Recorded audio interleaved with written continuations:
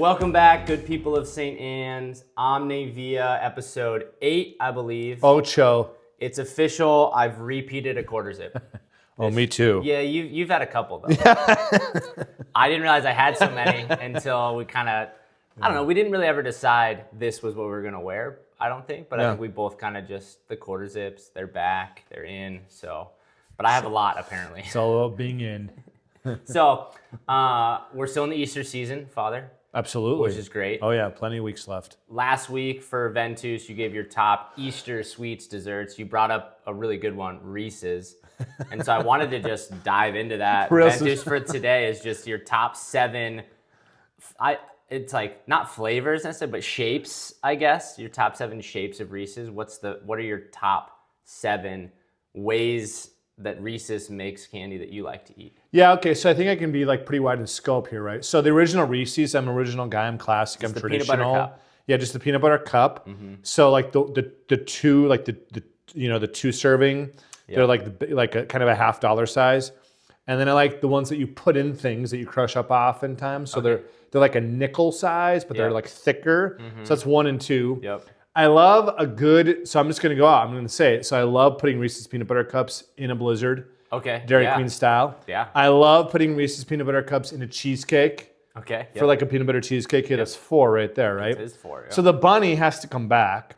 Okay. For sure. Yeah. Easter time, Reese's peanut butter cup bunny. Bunny. Mm-hmm. I think that's 5. So 2 left. You know what's really good is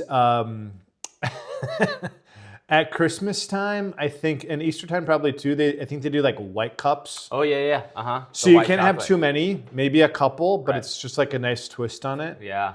I think those are very, very good.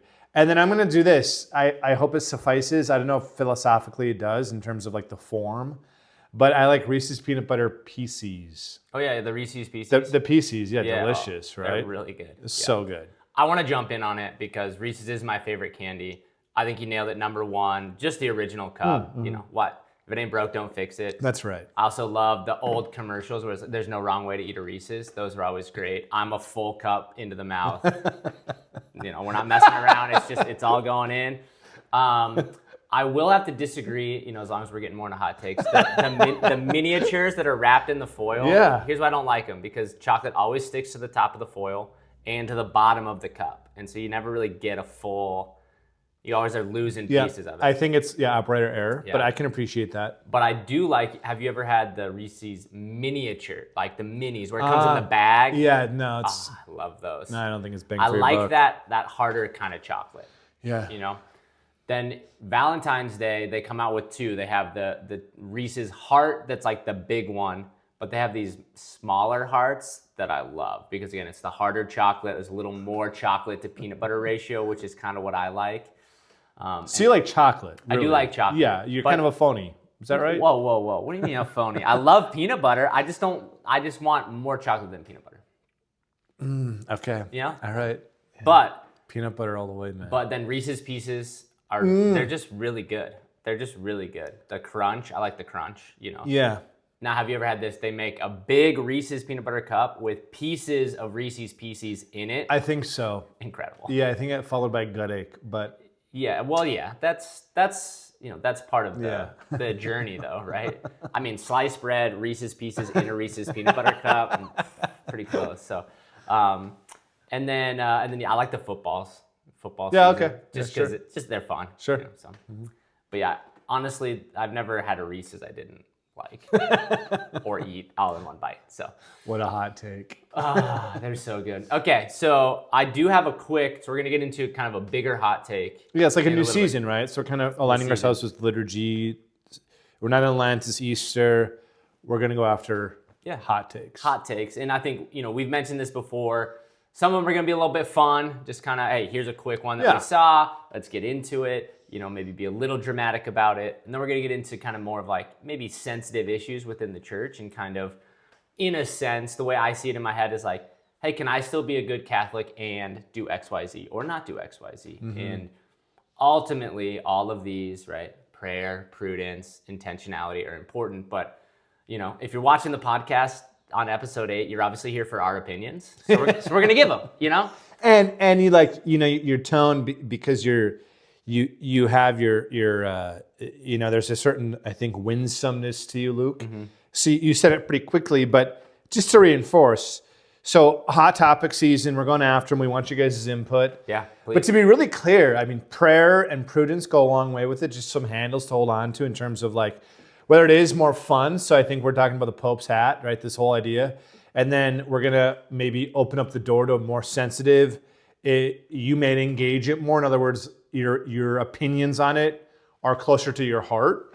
We're approaching things that are not dogmatic, right? So we're not going to hash out like what is Jesus, what does he mean by like if you don't have his life in you, you don't have eternal life in John 6.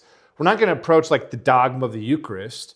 We're approaching things that the church says A, B, and C are within the bounds of what the church teaches.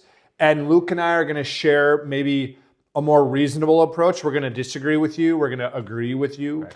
And I think it'll be really good for the people. Yeah. So you mentioned the first one I want to bring up. So the Chicago White Sox, they're really leaning into the fact that Pope Leo is a White Sox fan. Sure. Okay. Which is great. They have a reserved seat for him at the stadium.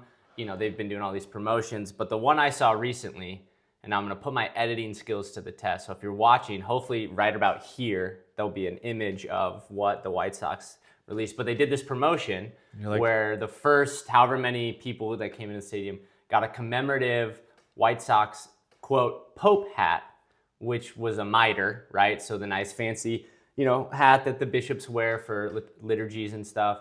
And, it's black. It's got the White Sox logo on it. And it was so popular that they're doing it again because they want everybody to get a chance to get a Pope hat, a White Sox Pope hat. So, Father, quick take. What, again, should we be scandalized? Is this terrible? Is it funny and it's not that big of a deal? Where do you fall? I don't think we should be scandalized. Mm-hmm. I think so. I'm kind of like, I'm not going to give it a lot of like mind or heart. Right. I think it'll be a trend. I think it'll go away. They'll move on to the next thing, hopefully. Mm-hmm. I think for those of us, right? So I think we just need to understand, words matter, right? I don't call you John because you're Luke. You shouldn't call me, Mister. You should call me Father. I mean, words matter, right? So it's a mitre. We should call it a mitre. Yeah.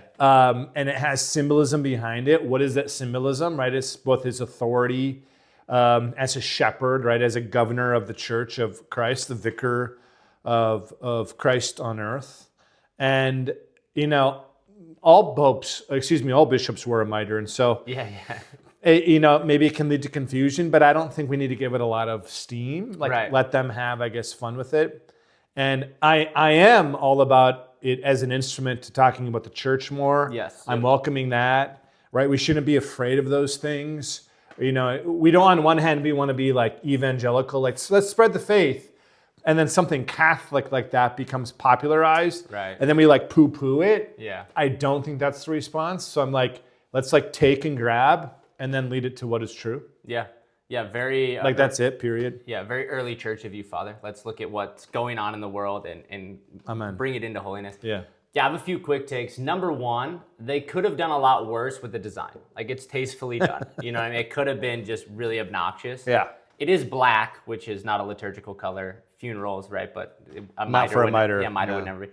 My biggest issue is, whoever created this, like, do a 10-second Google search, figure out what it's actually called, a little bit of history behind it. It wouldn't have been that hard. Yeah. And then again, on either side, yeah. If this can be a means for someone, they get this at the game and they go home, they're like, Pope, like how often does he wear this? And they start doing research and next thing they know, they're watching a homily by Pope Leo. It's Great. Absolutely. Should the Catholic Church ever come out with something like this as a means to evangelize? No. You know what I mean? So I think that's where it's like, okay, it's done, it's over. I don't think we should be writing letters. We shouldn't be banning White Sox games.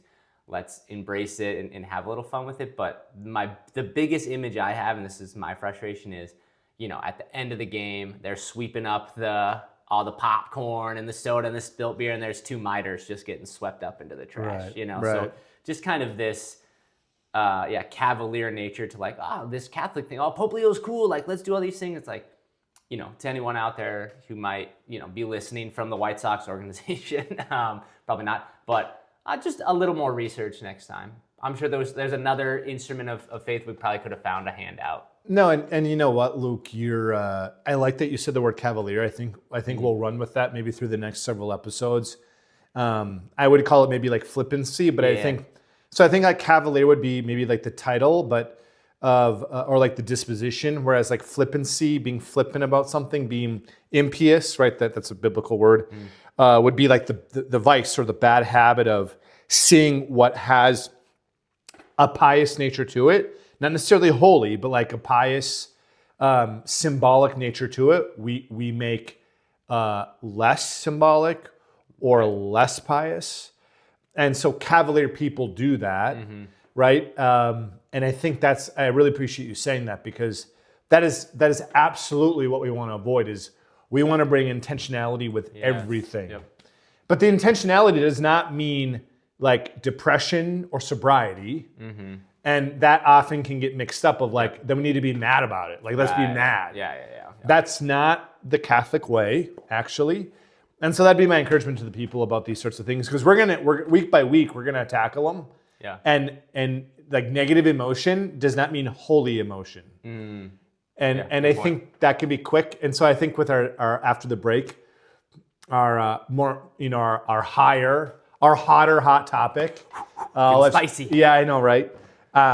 We don't want to like get mad or sad and like that somehow makes it more.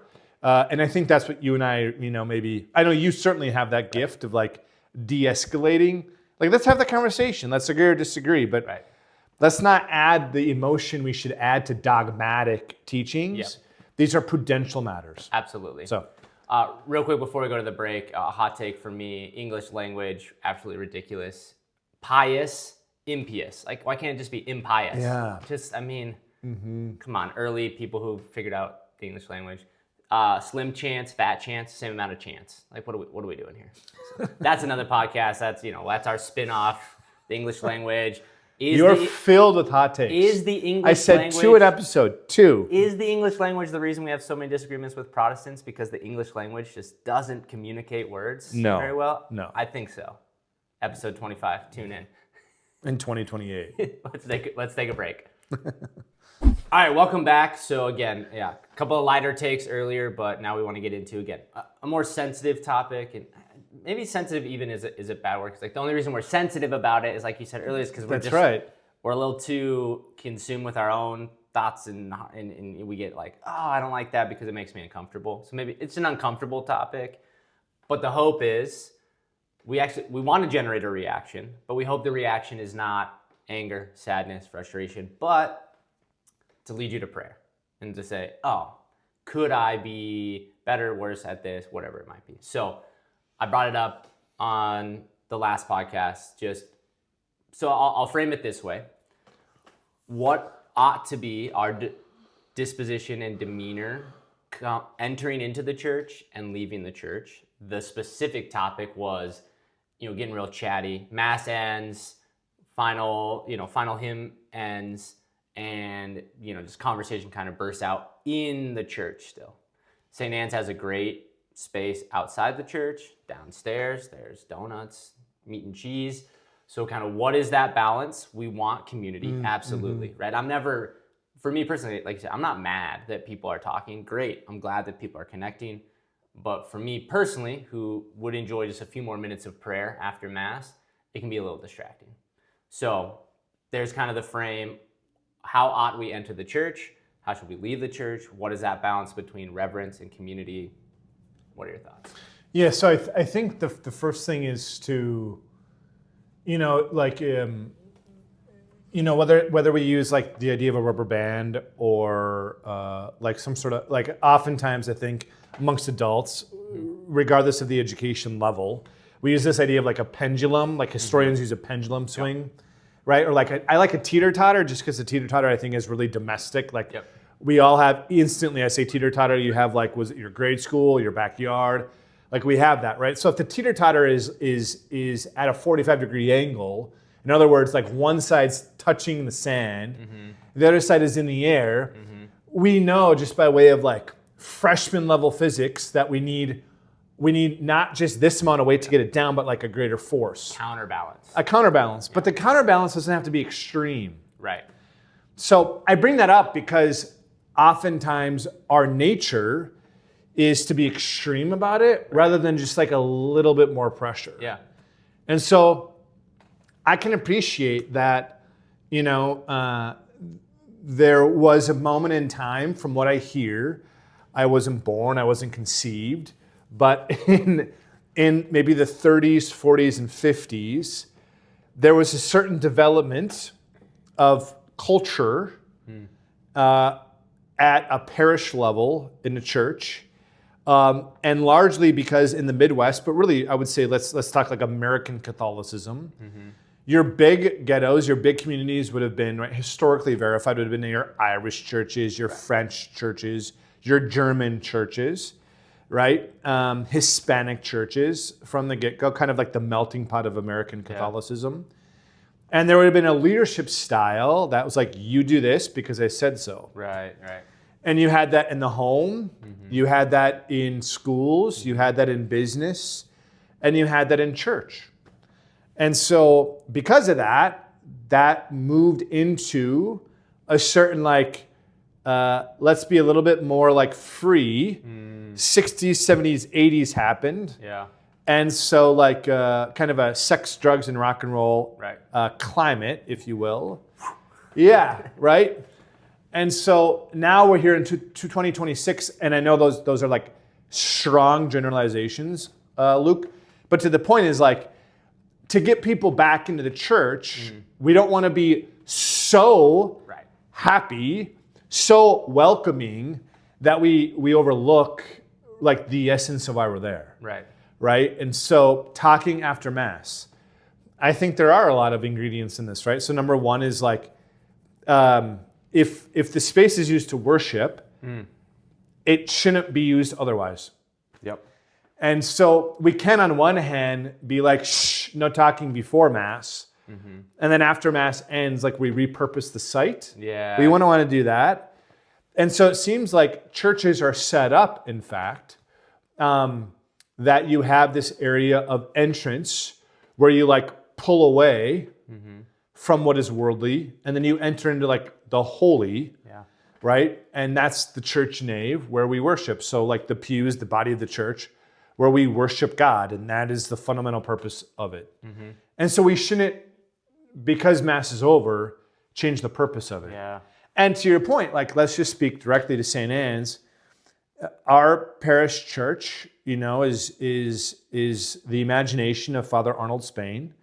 He wanted, it's recorded, it's documented, he wanted an image of Peter's boat, Peter's bark, right, that we have from Matthew's gospel. And that's what it is. So when you look up, it's like an upside down boat. Yeah. However, there were modifications made by Father Ed Wainer to add a gathering space, kind of a modern vestibule, where we leave behind when we go to church that which is going to prevent us from worshiping well.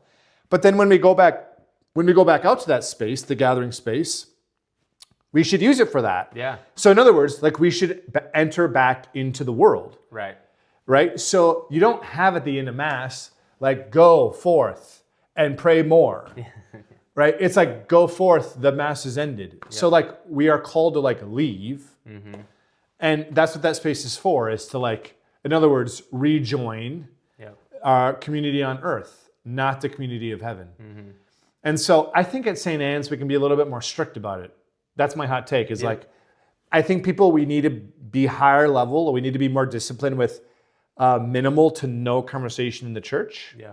We have a beautiful culture, I think. People remark it at visitors. I don't see it because I'm not in there with you. Maybe I should stay in. But I process out with the servers. Father Zwak, Father Gardner process out. And a lot of people, visitors will say, the amount of people that go to their knees to say their act of thanksgiving. Yep. I think we could be more disciplined with more silence. Yeah. Less conversation, and we're just more intentional with, hey, I haven't seen you for a while. I was wintering in Arizona. Welcome back. It's May.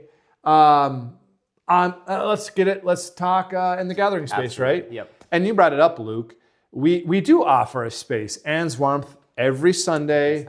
Right? This beautiful touch and go breakfast, brunch for families. And that's what that space is for, right? So in the same way, we had this during construction, Luke. In 2024, we had our daily masses downstairs. And it was kind of like, this really isn't the space. It's like, this is for a breakfast. This is for a brunch. This is for a funeral meal, a rehearsal dinner.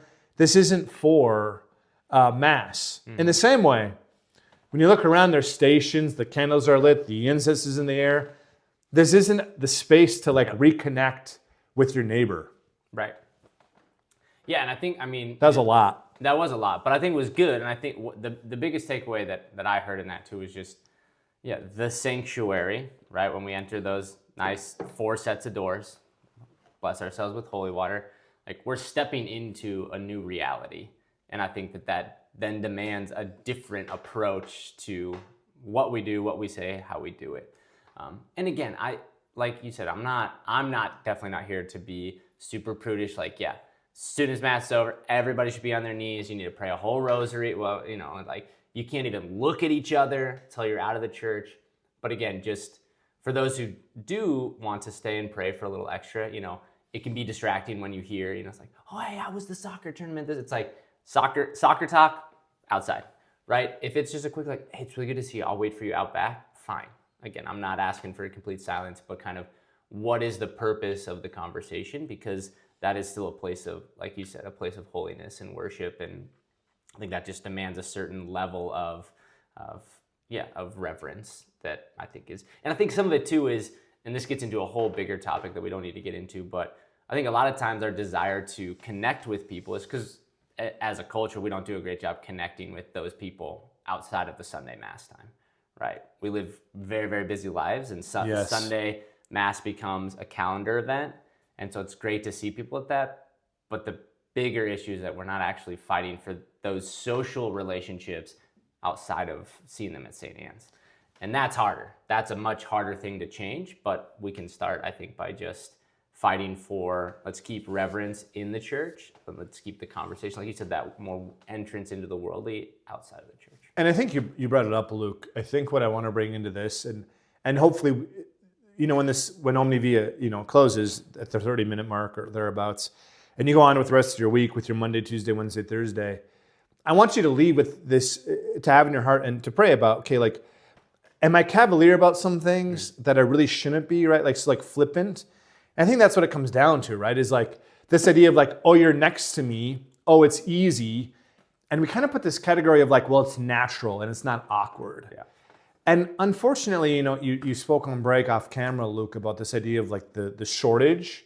How do I say this? The deficiency of the English language. I think we over awkward a lot of things that are really not awkward. Right. And you're really good at being intentional. And I think that's what I want to offer to people today is folks, we got to move through the awkwardness and be intentional, be formal. And it's an act of love, right? So in other words, what is more endearing for a mom or a dad to receive from their child? Hey, mom, dad, love you, kiss, bye, going off to school. Or a handwritten note. That's very intentional, not flippant, not cavalier. That's the stuff that makes a mom or dad's heart melt, right? Yeah. You think of in a marriage, right? It's the intentional bouquet of flowers, the intentional gift, the intentional note on a sticky note, versus see ya, honey, bye, just because it's convenient, I'm walking by you. And I think that's seeped in to our and I'm talking Sunday morning parish culture is well, it's easy, it's natural, it's not awkward. It's awkward to say, hey, I'll catch you outside. Why is that awkward? Just be intentional about it. I a couple point one, I had a great friend in college that had this quote that eternity is worth the awkwardness, which I love. It's if that's the that's goal, rich. It's worth it. And the second thing that I say all the time is it's only awkward if you make it awkward. You got it. If it's intentional, it's not awkward. It's not. Most of awkwardness is derived from our own insecurities. That's exactly right. And the best, how do you get over insecurities? You gotta realize, oh, I'm insecure about this, so I need to just set that to the side and intentionally enter into this, because I agree.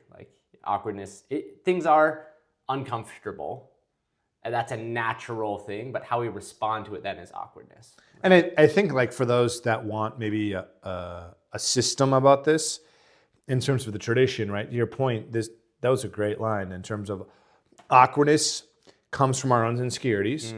I think we could say, like with reason, the saints, the church would conclude that, right? You're not going to find that in the catechism, but in a table talk of Catholic minds, awkwardness comes from one's own insecurity. Yes. Yep. And insecurities, it's like a house built upon the role fear is playing in your life, and the cowardice that is kind of like built a home. Yeah. And so I think for those that are more traditional minded in terms of like, how does this connect to our faith? It's the lack of courage inside of so courage, when that leaves, we're cowards, and cowards is defined to something that's like difficult due to fear, or it's emotionally difficult, it's physically difficult. And so the vices of cowardice or effeminacy set in. And that's what gives rise to this insecurity. Yep. And so before we go down that railroad track, I want to give that to the people of like, pray for courage, like and I talked about this, maybe it was 2 episodes ago, being shamefaced. Yeah. Like the virtue, like the habit of saying like, yeah, this is hard to talk about, but I'm going to do it. Yep. And over time, strength builds up. So now it's not awkward anymore to be like, hey, I haven't seen you in a couple of months. Let's talk about your Arizona winter outside. Yeah, I'll meet you outside. Or like down in Nan's Warm. Yeah. Come grab a let's talk about it over a donut. Or like, I'll text you after Mass. Like communication is so easy now. Yeah. And so that's why I think we're more flippant about it. Like, Father, don't we want to be welcomed in church? I'm like, yeah, but like outside. Right. So. Right. Yeah, and last point, because we set up a timer to stay on time, but the time I noticed the screen that. timed out, so I have no idea where we're at. So we'll get into examination of nonsense, but I just wanted to end with this. What you said is, courage, and I think sometimes it's like we have this wrong understanding of what courage is. It's like, oh, it's not being afraid. No. Like it's being willing to make the choice even when you are afraid. You got it. You got it. Like. There's no way any of those martyrs weren't like, oh, a roaring lion is coming at me to devour. Like, Of course they were afraid. I'm not afraid. They were quaking in their boots, but they were able to say, Done. And again, it's like, you know what was really awkward? That a lion coming at you. It's like, really, that's uncomfortable, right? But they didn't let that stop them from That's good. standing up straight. Anyway, so. Yeah. What was going through my head, and this is where I'll end, and then we'll get into the examination, is I have a theory that there's no such thing as a bad movie. It's just where your expectations are. So if you set your expectations high, it's a bad movie because it doesn't meet your expectations. So the reason I share that is I think that's some of it too is, if we expect an encounter to be awkward, well, then it probably will be. You got it. So we just got to not lower our expectations, because that kind of has a negative term, but just like I think have proper expectations. Redirect them. Exactly. Yeah. So the church is for worship and holiness. The outside is for conversation and community. If we have that expectation, then it makes all this a lot easier. That's great. Awesome. All right. Here we go. I'm ready. Pull up the questions. You want to throw the filter in this time? You and your filter. So when is that, episode 10? No more. Well, if you don't want them, then you let me know. No, I like them. I just don't think we need commentary on them. I don't need to say it every time. That's right, because it's awkward. Well, I had to. Father, what insecurity is leading to that? You're right, because I can't do filters in my video editing, so I'm insecure. You nailed it.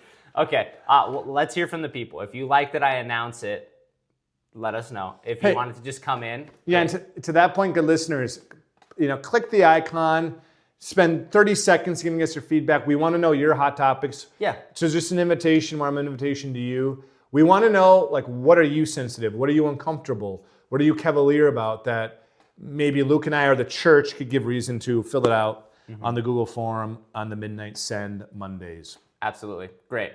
Filter, music, 3, 2, 1, air horn. We don't got to be sad about it now. Oh, that's fine. I was just being direct. All right. Place in the world you'd like to pilgrimage to. Poland. Ooh. Favorite children's book growing up? Winkin', Blinkin' and Nod. Yeah, all-time favorite. Will always be my favorite. Do you have a bucket list? I do. Would you share 2 things on your bucket list? Yes, 2 things. I want to go to Australia, and I want to spend a weekend in Tokyo, Japan. Okay. Yeah.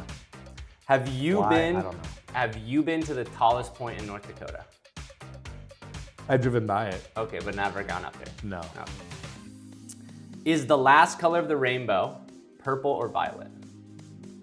Violet. Okay, yeah, Roy G. Biv. I'm a Biv guy as well. Roy G. Biv. That doesn't make sense. Is Pluto a planet, Father? Yes. I agree. All right, UPS or FedEx or USPS or other? UPS. UPS. Yeah, I like brown. Okay. What can Brown do for you? Sponsor. All right, this podcast sponsored us. United States. Mac and cheese with a fork or a spoon? Fork. Okay. Yeah.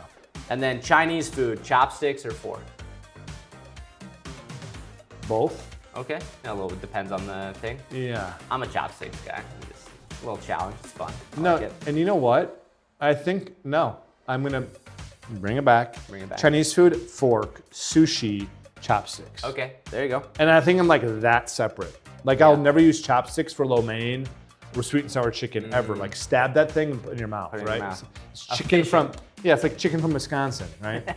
But like sushi, like tuna, you know, little like caviar, little whatever it is, right? Like, yeah, Okay. sticks. Gotcha. Stick it. Yeah, there's a few hot take topics in there that we'll get to another time. If you could pick your patronage as a saint, what would it be? What do you want to be the patron saint of?